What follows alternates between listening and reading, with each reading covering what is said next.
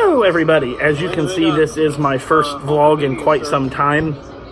I started a new job the 1st of July, so I've been pretty busy with that, and then I've been doing a little bit of traveling most weekends, so this is the first time that I've been able to sit down and film something for a while.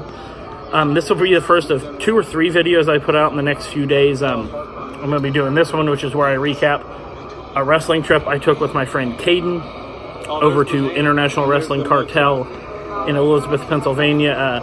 Then I'm going to run down, I just finalized my itinerary for a trip I'm taking to New York in February, and then I'll probably throw something in extra. But yeah, Caden's a friend of mine that I met at AIW in Cleveland. I went and picked him up, and we went over to Elizabeth for IWC Caged Fury 2019. Something I've started doing, I'm going to do every show I go to. I'm going to take my handy-dandy Dunder Mifflin notebook and write down the results of the show so I don't have to wonder match order, and if I forget something, I have it. This is one of the IWC's bigger shows of the year. The 3 main events were cage matches, and it was the IWC debut and more than likely final appearance of Sean Spears, also formerly known as, whatever you want to call him, Ty Dillinger. But the pre-show match, which aired on Facebook Live, was Mambo Italiano versus Jamie Jameson. Fairly standard match. Italiano does all the things you normally expect a heel to do. Jameson, big burly dude, gets the win fairly easily. Not too much to talk about. The lead-off, which was a little surprising, but it won't be once I explain what happened, was the IWC Tag Team Championship match, which featured the main event, Duke Davis and Gannon Jones Jr. Against what was supposed to be the champions, the Regulators, Clarisse LaRusso and Jock Sampson. LaRusso was not there, so Jock comes out and says, "Oh, if you beat our 2 buddies, then you get a Tag Team Championship match at the show they're doing in September in Wheeling, West Virginia." So main event wins. They finally get their title match. Owner Justin Plummer said if LaRusso doesn't show up, the titles are therefore forfeited to the main event. Next is one of the most odd things I've seen in quite some time. It was for the IWC High Stakes Championship, which is kind of like their secondary men's title, which featured Andrew Palace challenging RC Dupree in a video promo that RC put out 3 or 4 days before the event. He said this was going to be contested under Canadian rules. He legit had a book that said Canadian rules. It was wonderful. Please go find it if you can. Every time Palace would get an upper hand, RC would go to the Canadian rule book and say, no punching to the face. Anything that would affect the way Palace was fighting in the match, RC would disqualify it. And then Palace hit his pump handle driver. RC rolls out of the ring. He goes and grabs the book, whispers something to the official. Ding, ding, ding. Andrew Palace, apparently according to Canadian rules, was disqualified because his wrist tape was longer than 1.5 inches. I don't get it. It fits RC's character. This was his first actual defense of the title that he won like 7 months ago. So it fits the narrative of him getting to keep the title but not actually have to pin somebody to win. Next was it was supposed to be for the IWC Women's Championship. Danny Gray taking on the IWC Women's Champion Katie Arquette, who is, of course, the storyline niece of David Arquette. I'm not entirely sure if she's actually related to him or not, but that's neither here nor there. She's accompanied by a guy who I really, really like, Calvin Couture, and a guy I'm not super fond of, Justin LaBar, but that doesn't matter. Before the match can really begin, Katie and LaBar and Calvin beat up Danny. Katie says, "I issue an open challenge." Out comes a girl that I've actually been on a couple shows with her here in Marion. Raylan, she's starting to explode a little bit. She's on Women of Wrestling. I think it's Women of Wrestling. I'm not going to try and pronounce her name on there because I truly have no idea what it is. But in a surprise twist, LeBar and Calvin turn on Katie, help Raylan win. They've thrown Katie to the side. Raylan is now their new charge, I guess is the word you want to use. But yeah, so Raylan is the new IWC Women's Champion. The next match is kind of I don't want to say a throwaway, but it's building a story with a guy named Bulk Nasty. He teamed with a newer guy, Xander Gabriel, against two other newer guys, Spencer Slade and Zach Nystrom. I can't read my handwriting. Bulk and Xander win the match. Bulk beats up Xander after the match is over, and then has the referee declare that the winners of the match are Bulk Nasty and Bulk Nasty. And then the owner of, they had hyped up this announcement from the owner of IWC, Justin Plummer. He comes out getting ready to announce it.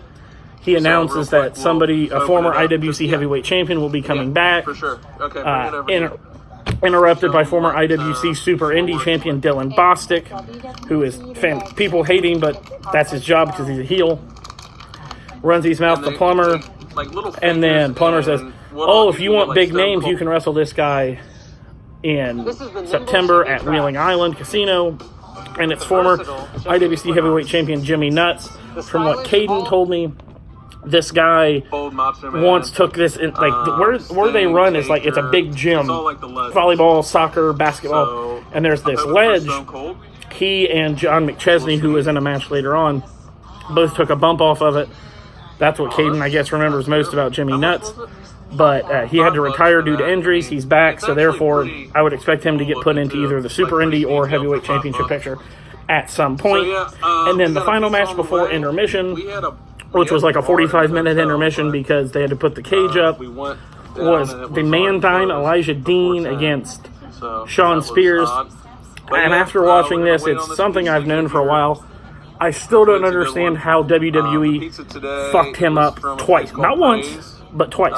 He's so solid in the ring. He's so crisp. It's just boom, boom, boom, boom, boom. There were no mistakes in the match. He looks fantastic. Him and Cody at All Out is going to be phenomenal. I can't wait to watch it. But Spears wins with the sharpshooter in the middle of the ring. Expected result, he takes his bows and goes and sells what I imagine was probably $1,500 or $2,000 in merch, which it was just fucking insane how much merch he sold that night. So then after intermission, at intermission I met Spears, Josh Alexander for the second time. But and then the first match after intermission was the first cage match. It was Josh Alexander taking on the defending IWC Super Indie champion Michael Austin Wardlow, whatever you want to call him, who's actually getting some looks from AEW. I would not be surprised if he signs with AEW fairly quickly. But the story behind this match is Josh had to retire in 2015 due to what he thought was an career-ending neck injury. Turned out he was able to get surgery, able to come back. He won the Super Indie Championship. And then he had border issues where I don't know if he wasn't allowed in the country or didn't want to risk getting a ban, because there's a friend of his, Silesia Sparks, who her ban is actually up in like a month, I think. But back in September of 2014, she was trying to come into her AIW in Cleveland and got a 5-year total ban from the United States. She has not been allowed into the United States for 5 years, so I assume that's what Josh wanted to avoid. But Josh comes back at the Super Indie tournament in May, which is where the guy who's if there's somebody who is the Super Indie champion at the time, they must defend it all the way through the tournament, and then whoever wins the tournament is the final Super Indie champion. Wardlow at the time was double champion, beat Josh in the finals of the Super Indie tournament. Josh attacks him after the bell's over, allowing Jackson Argos to cash in his reset button and become the IWC heavyweight champion. And then Josh kind of We got some kidnapped is the right word, I guess, for what Josh. But then I don't know if you saw this match was one of the you probably saw it on Twitter. best matches, best live matches I've seen probably in the last 2 to 3 years. I said this before, I will say it again. If there are 5 better wrestlers on this planet right now than Josh Alexander, I want to see who they are.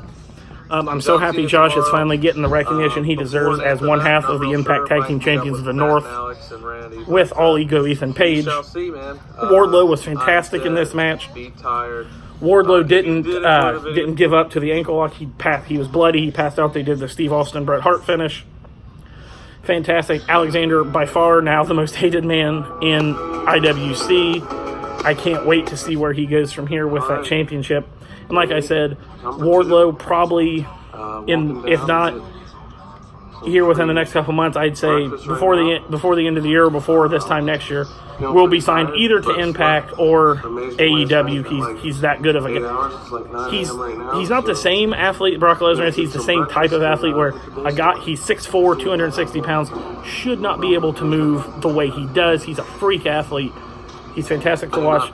Go search him out if you can find him. The next match was a tag team grudge match. It was Atticus Cogar and Remy LeVay, the Culmination, against which in IWC he is a former member of the Culmination. Other places he's still in the Culmination. I'm not sure what's going on with that.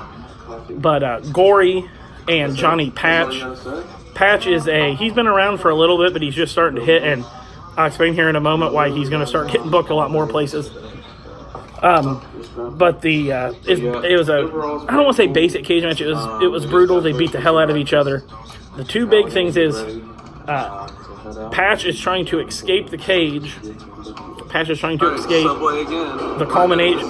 Remy and Atticus having Gory gets ready to blow a fireball at Atticus because that's the feud going on.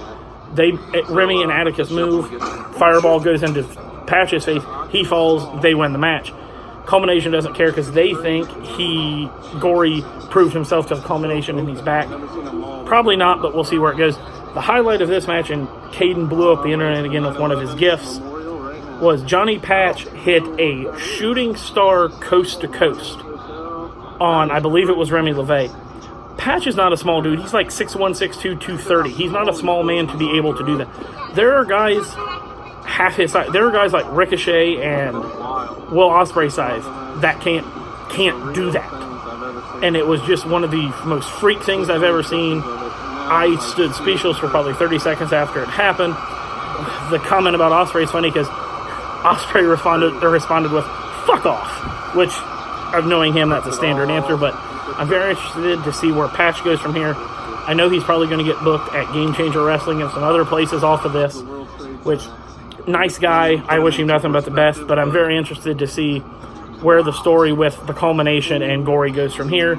And then in the main event, it featured big-time Hollywood, whatever you want to call him, John McChesney, who is a staple of the Pennsylvania, Cleveland, West Virginia wrestling scene for probably the last 15 to 20 years, against who is this guy's probably one of my 2 or 3 favorite independent wrestlers right now.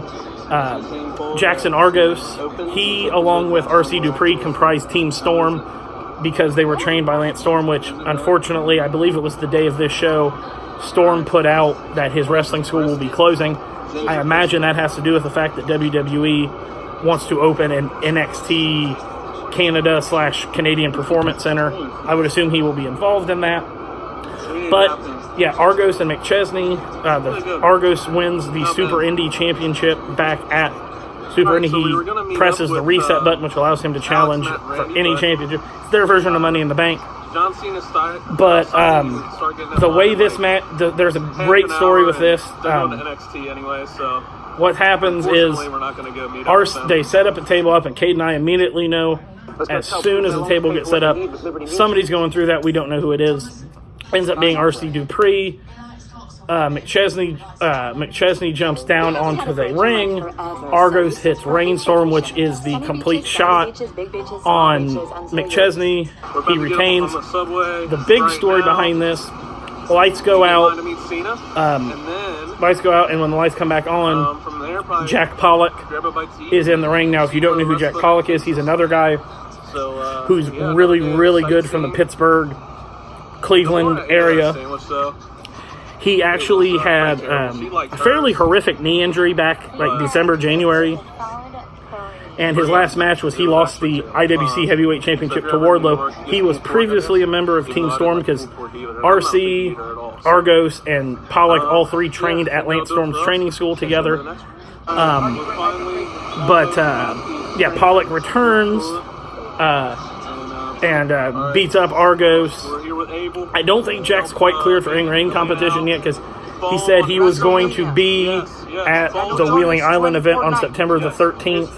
Didn't say he was going to wrestle, so I assume he'll just be there to beat up Argos again.